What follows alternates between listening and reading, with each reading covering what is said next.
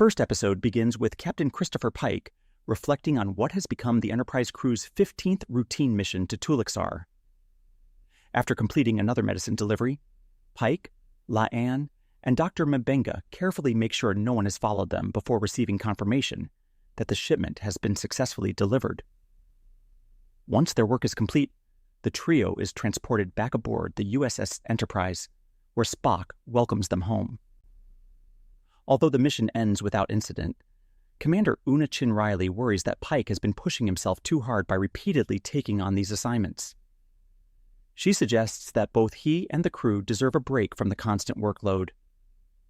During their conversation, Pike is reminded that Starfleet is considering promoting him to Commodore.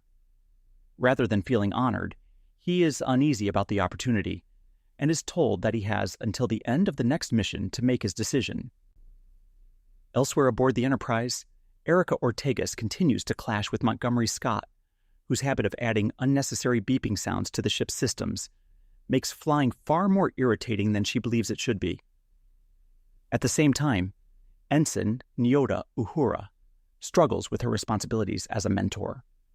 Hoping to improve her Vulcan, she practices with another crew member, only to have her pronunciation mocked.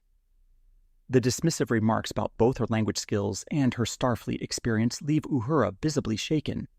Before long, the Enterprise is assigned another dangerous mission. The crew must investigate a powerful Category 10 interstellar squall surrounding the star Ithaxis.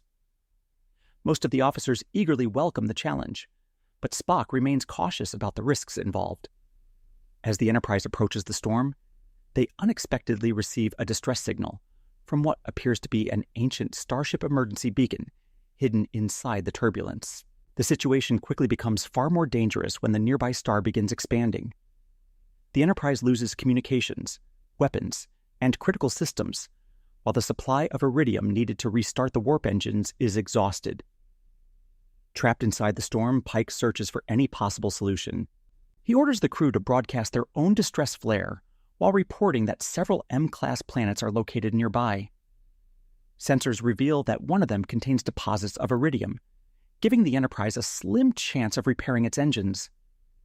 The crew tracks the mineral to the slopes of an active volcano, but before they can retrieve it, the already damaged ship comes under attack. A strange vessel latches onto the Enterprise, wrapping it in crackling electrical tendrils that further disable its systems. With no functioning weapons to defend themselves, Pike chooses diplomacy over force. The unknown attackers respond, introducing themselves through Battle Commander Cassell, who boldly declares that the Enterprise now belongs to her people. Spock warns Pike that Cassell's civilization may not have developed warp technology and could be attempting to seize the Enterprise simply to study its advanced systems.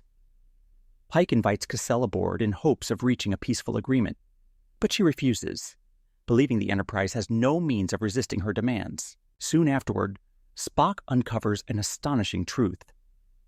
The Enterprise is no longer in its own era. They have somehow been transported to the Sol system, 65 million years in the past, and are being pulled toward ancient Mars by Cassell's ship. Meanwhile, Una, La'an, and Ortegas find themselves stranded on prehistoric Earth, where enormous dinosaurs roam the landscape. Forced to defend themselves, Una uses her stun weapon against one of the massive creatures, while the group searches for a way back. Realizing the impossible situation they are facing, Pike and the senior officers debate the consequences of interfering with history. Since the Federation does not yet exist and Mars will eventually become the barren planet known in their own time, some believe their actions may have little impact on the future. Spock strongly disagrees, warning that allowing Cassell to obtain Enterprise technology could permanently reshape the timeline and erase the future they know.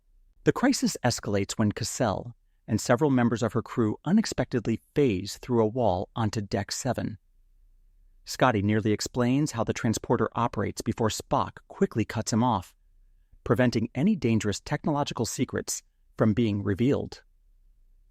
Despite the tense encounter, Dr. Mbenga calmly invites the visitors to undergo medical examinations, while Cassell becomes increasingly fascinated by every piece of advanced Starfleet technology she encounters. Inside the Enterprise's sickbay, Cassell is amazed by medical equipment far beyond anything her people possess. Convinced that Pike's crew poses no immediate threat, she lowers her guard and agrees to continue touring the ship.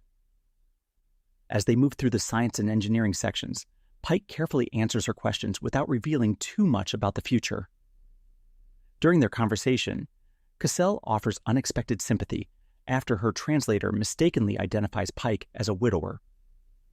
She also explains that her language contains several different words for being alone, each expressing a different emotional meaning. Giving Pike a glimpse into Martian culture, Cassell then asks Spock to display the future state of Mars. The images reveal a scorched, lifeless world with temperatures reaching 173 degrees, along with the massive Valles Marineris Canyon. She explains that the canyon was formed when the Dol DRM crashed their ship onto the planet millions of years earlier.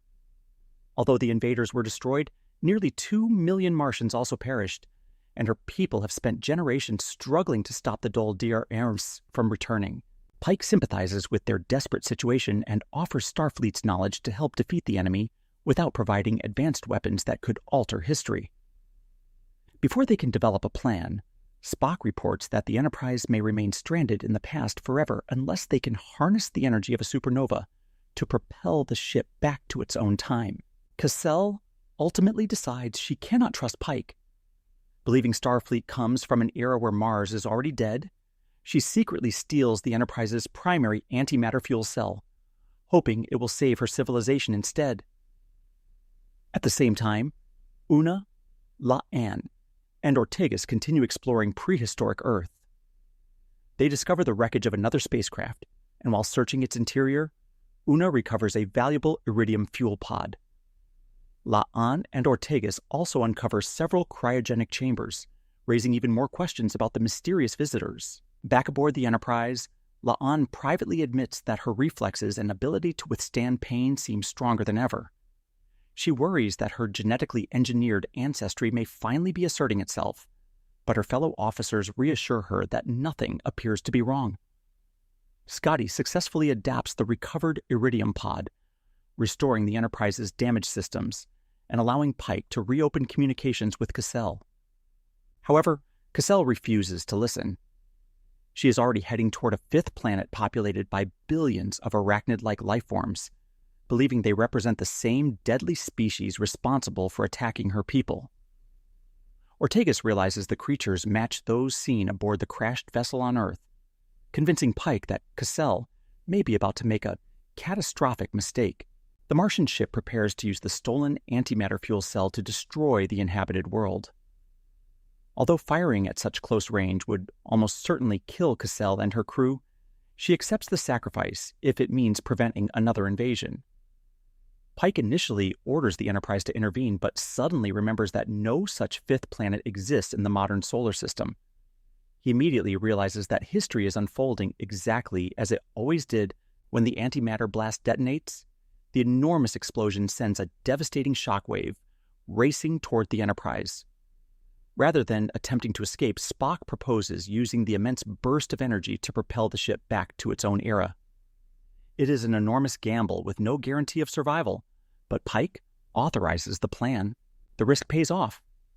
The Enterprise successfully returns to the present, while the destroyed planet's fragments hurtle toward Earth, triggering the extinction of the dinosaurs. The same cosmic event also alters Mars's orbit, leaving it as the cold, barren planet known throughout history. Reflecting on everything they witnessed, Pike wonders whether any Martians survived. M'Benga notes that traces of Martian DNA appear to exist within several present-day species, suggesting that at least some of the ancient civilization endured. Following the mission, Pike reports to Admiral April and discusses everything that happened. Despite being offered the rank of Commodore, he declines the promotion and instead recommends Una Chin Riley, believing she deserves the opportunity more than he does. Elsewhere, Uhura checks on her cadet after their earlier disagreement, but the trainee remains unhappy with life aboard a starship and dismisses any further conversation. Meanwhile, the light-hearted rivalry between Scotty and Ortegas continues, providing a welcome moment of humor after the crew's extraordinary adventure. Meanwhile, Una and the rest of the officers gathers to hear stories about the dinosaurs, ending one of the Enterprise's most remarkable missions on a lighter note. Second episode begins as James T. Kirk, Spock, and Lan Noonien Singh return from a future Federation leaders' retreat. Although Kirk is excited about the chance to investigate a mysterious signal coming from an unexplored region of space, his enthusiasm is mixed with guilt.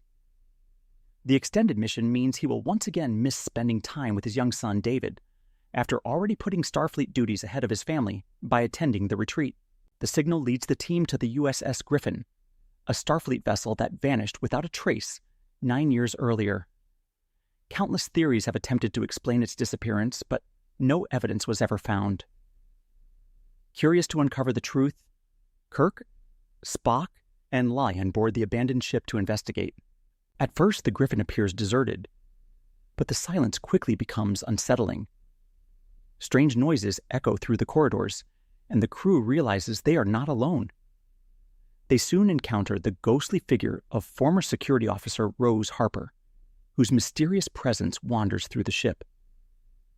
Rather than attacking directly, Rose seems determined to manipulate Lan's mind, tempting her to embrace the same madness that once overtook the Griffin's crew. As the investigation continues, horrifying events unfold across the vessel. Sickbay body bags suddenly fill with blood, while terrifying humanoid figures silently stalk the hallways. Reality itself begins to blur, making it impossible to separate truth from illusion.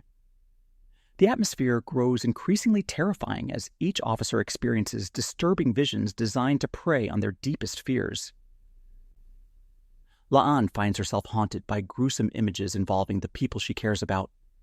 Spock and Kirk suffer similar psychological attacks, watching horrifying visions of friends and loved ones dying in brutal ways.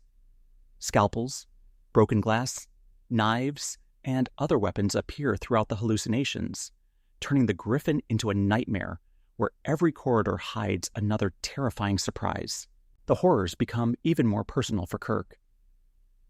During one disturbing vision, La'an, apparently consumed by an unknown force, tells him that both he and his son are destined to die violently in deep space. The chilling warning leaves Kirk shaken, especially because it strikes directly at his greatest fear, failing to protect the people he loves. The haunted atmosphere also forces Kirk to confront the choices he has made as both a Starfleet officer and a father. His commitment to exploration has repeatedly taken priority over raising David, leaving him to wonder whether his career has already cost him the relationship he hoped to build with his son. The disturbing visions make those regrets impossible to ignore. Meanwhile, Spock experiences a mystery of his own when his former fiancée, T'Pring, unexpectedly appears aboard the Griffin. Believing she somehow reached him across space, Spock lowers his guard as they speak about the end of their engagement. T'Pring calmly explains that their relationship failed because she could never love him the way he deserved. For a brief moment, Spock believes he has found genuine closure. However, the encounter suddenly takes a horrifying turn. The woman he believes to be T'Pring violently attacks him inside sickbay, pinning him down before beginning to cut away his Vulcan ears in an attempt to make him appear more human. The gruesome assault confirms that nothing aboard the Griffin can be trusted, and that every vision is part of a terrifying psychological trap. As panic spreads through the abandoned ship, Kirk, Spock, and La'an realize they are facing an enemy unlike anything they have encountered before. The Griffin is not simply abandoned. It has become the center of an unexplained phenomenon capable of twisting memories, exploiting fears, and driving even experienced Starfleet officers toward madness. With reality collapsing around them, the trio must find the source of the terrifying force before they lose control of their own minds. As the hallucinations intensify, La'an begins questioning whether the terrifying visions are simply psychological attacks, or evidence that something inside her is changing. She fears that the genetically engineered Noonien Singh traits hidden within her DNA may finally be awakening, making her vulnerable to violent impulses, Although she tries to resist, the strange force aboard the Griffin continues to manipulate her mind. Back on the Enterprise, Captain Pike coordinates efforts to rescue the away team while consulting Starfleet's mysterious Division 12, a department that investigates unexplained phenomena. Pike reveals that he has encountered similar incidents before. Most were eventually explained through science or alien technology, but a small number remained unsolved, suggesting the Griffin may involve something beyond conventional understanding. Inside the haunted ship, the crew's grip on reality continues to deteriorate. Hallways shift, familiar faces become monsters, and every attempt to escape leads them deeper into the nightmare. The terrifying apparitions exploit each officer's deepest regrets, making it increasingly difficult to distinguish real events from horrifying illusions. La'an eventually loses control. Convinced by the hallucinations that Kirk has become a threat, she attacks him with a blade and seriously wounds him. Even after striking him, she struggles to understand whether her actions were her own or the result of whatever force has infected the Griffin. The moment leaves her horrified by what she has done. Just as the situation reaches its breaking point, the real Enterprise locates the Griffin and transports Kirk, Spock, and La'an to safety. Once they are back aboard their own ship, the terrifying visions immediately stop, confirming that the abandoned vessel itself was responsible for the psychological assault. Pike and the medical staff conclude that the away team had been exposed to an unknown phenomenon capable of manipulating perception and forcing victims to relive their greatest fears. Although Kirk survives the attack, the experience profoundly affects him. The visions force him to confront the sacrifices his Starfleet career has demanded and the distance that has grown between him and his son, David. Determined not to repeat the same mistakes, Kirk resolves to make a greater effort to stay connected with his family, even while continuing his service. Spock is equally unsettled. His encounter with the false T'Pring reminds him that unresolved emotions still linger despite their broken engagement. After returning to the Enterprise, Nurse Chapel helps treat the injuries to his ears caused during the hallucination. While caring for him, she opens up about her own lingering trauma from the Klingon War, creating a quiet moment of understanding between them. Their conversation strengthens the bond they continue to share while Spock recommits himself to logic after such an emotionally devastating ordeal. La'an, however, remains the most shaken. She cannot ignore the possibility that her fears about her inherited genetic traits may not be entirely imaginary. Even though Pike assures her that the Griffin's mysterious influence pushed everyone beyond their limits, she is haunted by the memory of attacking Kirk and worries about what the future may hold. The mystery surrounding the USS Griffin remains unresolved. No clear scientific explanation is found for the terrifying force that overtook the ship or the fate of its original crew, leaving the incident classified as another unexplained case for Division 12. As the Enterprise resumes its journey, Kirk, Spock, and La'an are left carrying emotional scars from an experience that forced each of them to confront the darkest possibilities awaiting them in the years ahead. The episode ends with an uneasy sense that, although they escaped the Griffin, the fears it awakened will continue to follow them long after the mission is over.